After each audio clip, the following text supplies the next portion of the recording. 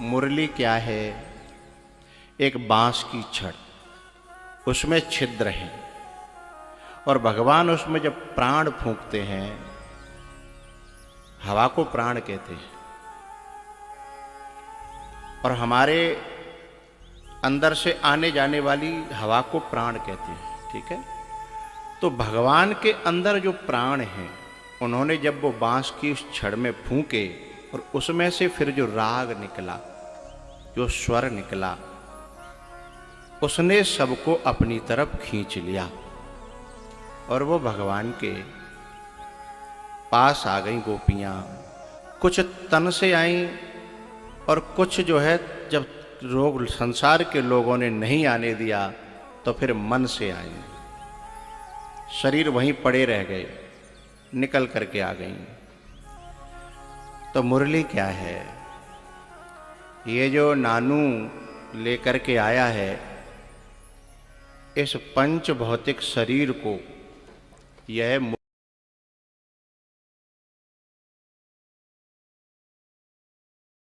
प्राणों को कौन चलाता है? भगवान ही तो चलाते हैं।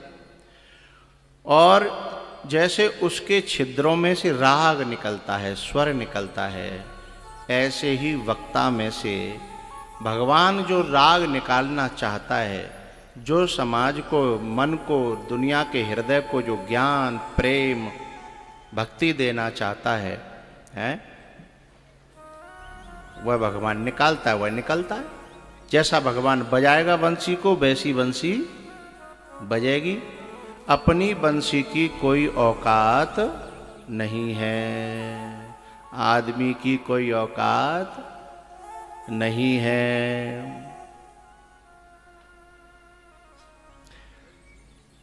आदमी की औकात तो एक समय आया था, पता लग गई थी, जिसे हम कोरोना कहते हैं। आदमी की औकात का पता लग गया है, डॉक्टरों की औकात का पता लग गया है, आदमी कितने क्षण का है उसका पता लग गया।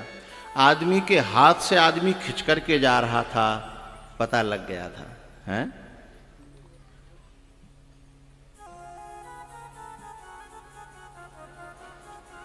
तो ये वंशी है ना, इसमें से जो राग निकलता है, जो स्वर निकलता है, जो संदेश निकलता है, वो है कथा, है? वक्ता के अंदर से जो संदेश, जो वाणी निकलती है, वो है कथा। तो कथा मुरली का स्वर है। लेकिन भैया ये जो मुरली है ना, बजी तो खुले में थी, चौड़े में, लेकिन समझ में सबके नहीं आई। मुरली कोई भीतर कमरे में नहीं बजी, यह कथा भी कहीं भीतर कमरे में नहीं हुई, घर में नहीं हुई, खुले में हुई। लेकिन क्या सबकी समझ में आई? सबकी समझ में आ गई होती तो यहां जगह ही कम पड़ जाती, है ना? कुछ लोगों की समझ में आई। कुछ लोगों की समझ में क्यों आई?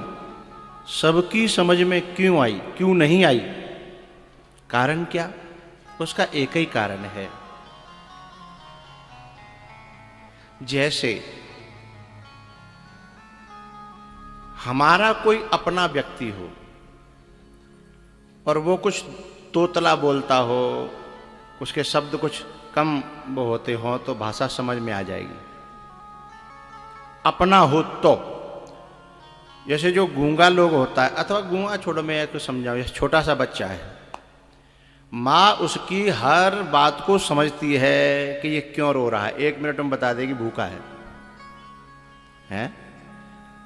माँ बता देगी, और हम लोग सब बैठे देखते रहेंगे, समझ में नहीं आएगी क्या है।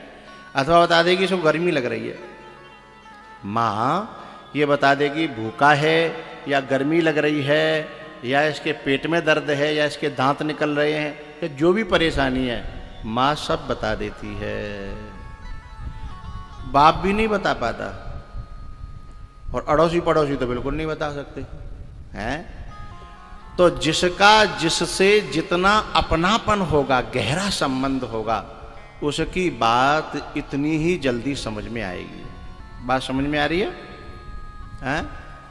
जिसका जिससे जितना गहरा काम नहीं कर रहा है,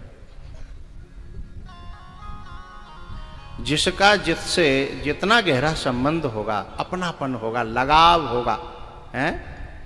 अब देखो बहुत से शब्द ऐसे हैं जो मैं यहाँ के शब्दों को नहीं जानता, नहीं समझता, लेकिन आप इतनी जल्दी समझ लेते हो, इतनी जल्दी पकड़ जाते हो बात को कि हम ये कहना चाह रहे हैं, हैं? तो शब्द भले ही नहीं है मेरे पास इस भाषा के, लेकिन कारण जानते हो क्या है?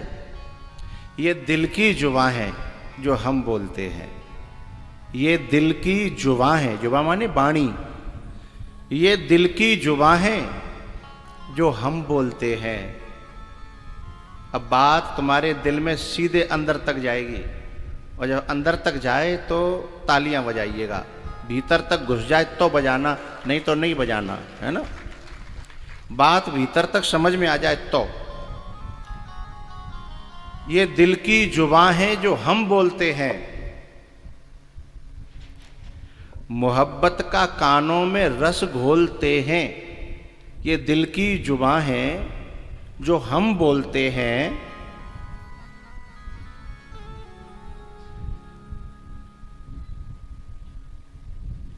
मोहब्बत का कानों में रस घोलते हैं। हम तुमने इतने दिन तक, 7 दिन तक यहां आपस में बोला चाली की तो प्रेम बढ़ा, लेकिन फले फूले कैसे वो गूंगी मोहब्बत। जहां वार्तालाप नहीं है, जहां आपस में बोलचाल नहीं है, तो मोहब्बत कैसे फलेगी फूलेगी। फले फूले कैसे ये गूंगी मोहब्बत, न हम बोलते हैं न तुम बोलते हैं, है? जो आपस में बोलेंगे नहीं तो मोहब्बत जो है मर जाएगी। ये दिल की जुबान है जो हम बोलते हैं। तो आपके दिल में जो बात मेरी जो समझ में आने लगी, क्यों? क्योंकि आपका अपनापन बढ़ गया इन 7 दिनों में। इन 7 दिनों में आपको पराया सा फील नहीं होगा। अब ऐसा लग रहा होगा कि हम इनके हैं और ये हमारे हैं।